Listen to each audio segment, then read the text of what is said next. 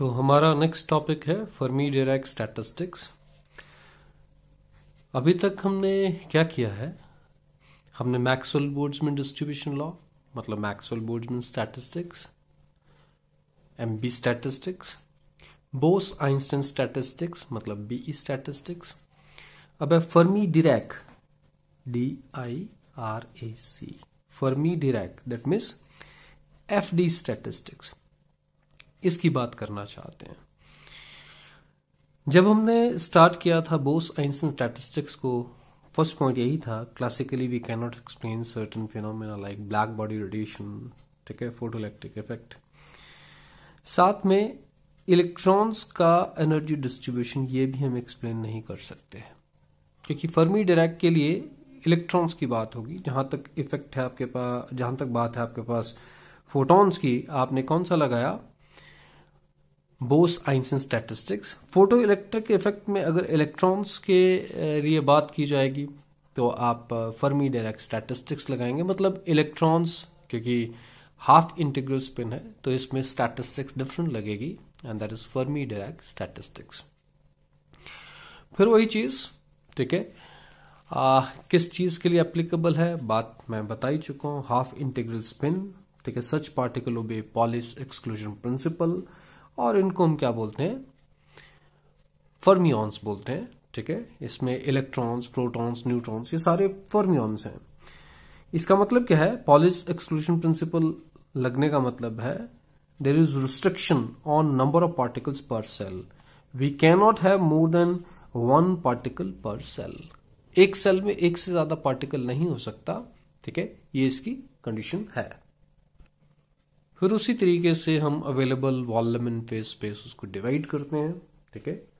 Next page पे आते हैं कि कंपार्टमेंट्स में डिवीजन करते हैं। एनर्जी के इंटरवल्स या मोमेंटम के इंटरवल्स होते हैं, ठीक है, या तो मोमेंटम के इंटरवल्स की बात होगी या फिर एनर्जी के इंटरवल्स की बात होगी। N1, N2, Ni, Nk, ठीक है, they are the number of particles, last में Nk है, इन द कंपार्टमेंट 1, 2, 3 Ink, और उन कंपार्टमेंट्स में, रिस्पेक्टिव कंपार्टमेंट्स में जो नंबर ऑफ सेल्स हैं, G1, G2, Gi, Gk, average energy U1, U2, Ui, Uk, बिल्कुल वैसे ही शुरू हुए जैसे आप बोस आइंस्टाइन स्टैटिस्टिक्स के लिए स्टार्ट हुए या फिर मैक्सवेल बोल्ट्जमैन के लिए। डिफरेंस कहां निकल के आ रहा है आपके पास, डिफरेंस निकल के आ रहा है जब आप थर्मोडायनेमिक प्रोबेबिलिटी की बात करते हो। क्योंकि आप एक बात सीधी सी याद रखें कि हमारा कॉन्सेप्ट क्या है, हमारा कॉन्सेप्ट यही है, बेसिक इक्वेशन यही लिखनी है। जब हमने मैक्सवेल बोल्ट्जमैन डिस्ट्रीब्यूशन लॉ की बात की थी, हमने थर्मोडायनेमिक प्रोबेबिलिटी के लिए एक्सप्रेशन लगाया था। W के लिए एक्सप्रेशन की बात मैं बार बार कह रहा हूं, बेसिक इक्वेशन सेम है, W कैलकुलेट करने का तरीका अलग है। मैक्सवेल बोल्ट्जमैन स्टैटिस्टिक्स में पार्टिकल्स डिस्टिंग्विशेबल हैं, ठीक है, तो आप इस तरीके से बात करते हो। बोस आइंस्टाइन में इनडिस्टिंग्विशेबल है, लेकिन कोई रिस्ट्रिक्शन नहीं है नंबर ऑफ पार्टिकल्स पर सेल, तो आपने ऐसे बात की थी, ठीक है। इसकी वैल्यू यहां सब्स्टिट्यूट करते हो, नेचुरल लॉग लेते हो, स्टर्लिंग फार्मूलाज लगाते हो, और फाइनली डिस्ट्रीब्यूशन लॉज आपके पास मिलते हैं। अब ये दो तो हो गई, तीसरी बात आई क्या, फर्मी डिराक स्टैटिस्टिक्स के लिए। पर अब क्या चीज हो चुकी है, there is restriction on number of particles पर सेल। एक सेल में एक से ज्यादा पार्टिकल नहीं हो सकते, दैट्स फॉर श्योर। तो इसमें किस तरीके से हम आगे प्रोसीड करेंगे, हमने क्या बोला कि आपके पास कंपार्टमेंट्स हैं 1, 2 I K, यहां साइज डिफरेंट हो सकते हैं बिल्कुल। फिर अगर मैं ith कंपार्टमेंट पर कॉन्सेंट्रेट करूं, ठीक है, जिसमें सपोज कितने सेल्स हैं, Gi सेल्स हैं, और इसमें कितने पार्टिकल्स डिस्ट्रीब्यूट करने हैं, Ni पार्टिकल्स डिस्ट्रीब्यूट करने हैं, ठीक है। तो एक बात तो क्या कि आपके पास जितने पार्टिकल्स हैं कम से कम उतने सेल्स तो होने पड़ेंगे। क्यों? Because we can not have more than one particle पर सेल। अगर मेरे पास सपोज 1, 2, 3, 4, 5, 6, 7, 8 सेल्स हैं और 9 पार्टिकल्स आ गए, आई कैन नॉट, मैं इनमें, क्योंकि एक सेल में एक से ज्यादा रख नहीं सकता, तो 8 रखूंगा तो 9th कहां जाएगा। तो आई हैव टू हैव, क्या होना पड़ेगा, जो सेल्स का नंबर है वो नंबर ऑफ पार्टिकल्स से बड़ा या बराबर, ये हो सकता है। इसका मतलब क्या निकल के आता है, G I that has to be greater than N I और इक्वल टू एन आई। ठीक है, अगर G I equal to N I है तो सारे सेल्स भरे होंगे, क्योंकि एक सेल में एक से ज्यादा पार्टिकल नहीं आ सकते। तो आपके पास सपोज ये 8 सेल्स हैं और 5 पार्टिकल्स हैं, 1 2 3 4 5 इस तरीके से। तो 5 पार्टिकल और इनडिस्टिंग्विशेबल पार्टिकल्स हैं। ठीक है, तो इन जनरल मैं क्या बोलूंगा कि अगर आपके पास एनआई पार्टिकल्स हैं तो एनआई सेल्स भी भरे होंगे। जिससे 5 पार्टिकल्स हैं तो 5 सेल भर जाएंगे। ठीक है, और 8 क्या रहेंगे, खाली रहेंगे सेल्स। तो आपके पास इन जनरल आप क्या बोलोगे कि जी आई, ठीक है, आपके पास जब सेल्स हैं, एन आई जब आपके पास पार्टिकल्स हैं, and G I greater than N I equal to N I rather. ठीक है, greater than equal to rather. तो एन आई सेल्स के बराबर, N I number of particles के बराबर के सेल्स, मतलब एन आई सेल्स वो क्या होंगे, दे विल बी ऑक्युपाइड। तो एन आई सेल्स ऑक्युपाइड होंगे और बाकी कितने बचे, that is G I minus N I. जैसे मैं यहां कह रहा हूं कि आपके पास जी आई कितने 8 और पार्टिकल्स कितने 5। तो जी आई आपके पास 8 है और पार्टिकल्स आपके पास 5 हैं। तो 5 सेल्स भरे होंगे और 8 माइनस 5 दैट मीन्स 3 सेल्स वो एम्प्टी होंगे, खाली होंगे। तो इन जनरल एनआई सेल्स आपके पास भरे होंगे और जीआई माइनस एनआई सेल्स क्या होंगे, they will B empty, they will B vacant. और फिर ith सेल के ऊपर आप कैसे बात करोगे, आप बोलोगे total number of arrangements that is equal to number of meaningful arrangements into number of meaningless arrangements. और मीनिंगफुल अरेंजमेंट्स हम निकालेंगे क्योंकि ith सेल की बात हो रही है तो हम WI से उसको लिखेंगे। और टोटल नंबर ऑफ अरेंजमेंट्स इस केस में आपके पास कितने माने जाएंगे, दे विल बी GI फैक्टोरियल। क्या कि भाई GI एंटिटीज आपके पास है, इस वक्त NI प्लस GI नहीं कर रहा हूं, बोस आइंस्टाइन की तरह इसको ट्रीट नहीं कर रहा हूं मैं। ठीक है, मैं सिर्फ सेल्स के ऊपर कॉन्सेंट्रेट कर रहा हूं और मैं कह रहा हूं कितने सेल्स हैं, GI सेल्स हैं, तो वो कितने वेज से अरेंज किए जा सकते हैं, GI फैक्टोरियल। ठीक है, जिसमें से आपके पास कितने सेल्स भरे हुए हैं, the cells equal to NI। अब भरे हुए सेल को इधर के, अब पार्टीशन के ऊपर आ ही नहीं रहा हूं मैं, पूरे सेल को कंसिडर कर रहा हूं। ठीक है, सेल एज अ होल। ठीक है, पूरा सेल कंसिडर किया जा रहा है विद पार्टिकल, पूरा सेल कंसिडर किया जा रहा है विद पार्टिकल, पूरा सेल कंसिडर किया जा रहा है विद पार्टिकल। तो पूरे सेल को अगर उठाऊंगा तो मतलब पार्टिकल के साथ उठाऊंगा। तो आपके पास कितने सेल्स भरे हैं, they are equal to NI। जितने पार्टिकल्स उतने सेल्स भरे हैं। तो अगर मैं कहूं इसको मैं इधर कर दूं, इसको यहां कर दूं, कोई नई कन्फिगरेशन आएगी नहीं। तो अगर मैं NI सेल्स को आपस में अरेंज करूं, जो भरे हुए सेल्स हैं उन्हीं को अरेंज करूं, तो मीनिंगलेस अरेंजमेंट्स होंगे। वो कितने होंगे, NI फैक्टोरियल। फिर बाकी जो खाली हैं, ठीक है, जो खाली सेल्स हैं, खाली को खाली से रिप्लेस करूंगा, कोई नई कन्फिगरेशन नहीं बनेगी। तो कितने खाली हैं, they are GI minus NI। और वो कितने वेज से अरेंज किए जा सकते हैं अमंग देमसेल्व्स, इतने। बट ये भी मीनिंगलेस, क्यों, क्योंकि कोई नया अरेंजमेंट नहीं मिलेगा। तो total number of meaningless arrangements कितने हो जाएंगे, दोनों का प्रोडक्ट। ठीक है, they are the meaningless arrangements corresponding to the occupied cells, they are the meaningless arrangements corresponding to the vacant cells. और WI आपके पास क्या है, total number of meaningful arrangements. और GI क्या है, टोटल नंबर ऑफ अरेंजमेंट्स। तो what are the meaningful arrangements in the ith compartment, WI that will B equal to GI factorial divided by ये सारा। ठीक है, यही कॉन्सेप्ट हमारा रहेगा और यही यहां किया गया है। So we consider ith compartment in which we have NI particles, ठीक है, टू बी डिस्ट्रीब्यूटेड, लेकिन GI has to be greater than equal to NI। और GI सेल्स को आपस में अरेंज कर सकते हैं GI फैक्टोरियल वेज से, टोटल नंबर ऑफ वेज बन जाएंगे आपके पास। फिर उसके बाद NI नंबर ऑफ सेल्स हैं which will be occupied and GI minus NI cells are empty. ठीक है, तो वो चीज मीनिंगलेस अरेंजमेंट्स का नंबर ये आ जाएगा। फिर वही चीज टोटल नंबर ऑफ अरेंजमेंट्स आपके पास क्या हैं, that is GI factorial. Meaningful arrangements WI से रिप्रेजेंट होगा। और ये मीनिंग लेस अरेंजमेंट्स जो आपके पास आएंगे, that will B GI factorial ठीक है, GI फैक्टोरियल साथ में लगा लेना, NI factorial, sorry, NI factorial into GI minus NI, ये ऊपर लिखा हुआ है, NI factorial multiplied by GI minus NI factorial. तो WI आपके पास ये आ जाएगा। ठीक है, true number, true for any compartment. ठीक है, इट्स ये ith कंपार्टमेंट आपने कंसिडर किया है, it's true for first compartment, it's true for second compartment. जब फर्स्ट होगा तो 1, और जहां I है वहां 1 बन जाएगा। ठीक है, ये ith कंपार्टमेंट के लिए I, ये I है सारे, फर्स्ट के लिए 1 बन जाएगा, सेकंड के लिए 2 बन जाएगा, बिल्कुल वैसे ही जैसे हमने पहले किया था। तो थर्मोडायनेमिक प्रोबेबिलिटी मैक्रोस्टेट की क्या बन जाएगी?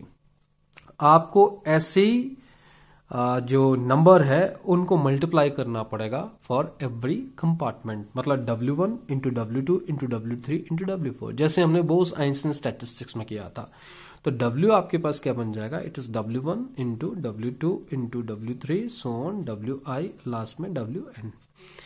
तो I इक्वल्स टू 1 टू के WI, ये total W thermodynamic probability macrostate की बन जाएगी। ठीक है, और फिर बाकी हमें चीज पता है कि हमने कैसे प्रोसीड करना है। नेक्स्ट पेज पर आते हैं।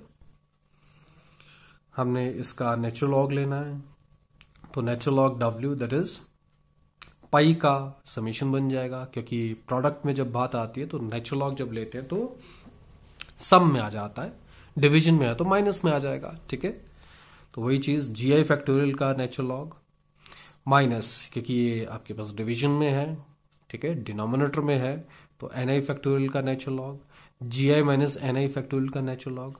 फिर हम क्या करेंगे? स्टर्लिंग फार्मूला लगा देंगे। जब यहां आप स्टर्लिंग फार्मूला लगाएंगे तो क्या होगा? GI natural log GI minus GI, ये पहले का आ जाएगा। ठीक है, यहां अगर बात की जाए, दूसरे की अगर बात की जाए तो यहां माइनस साइन के साथ, ठीक है, ये दोनों नेगेटिव साइन के साथ हैं और ये प्लस साइन के साथ था, तो माइनस, ये वाला माइनस इधर आ गया। ठीक है, ब्रैकेट्स आपके पास स्टार्ट हो गई।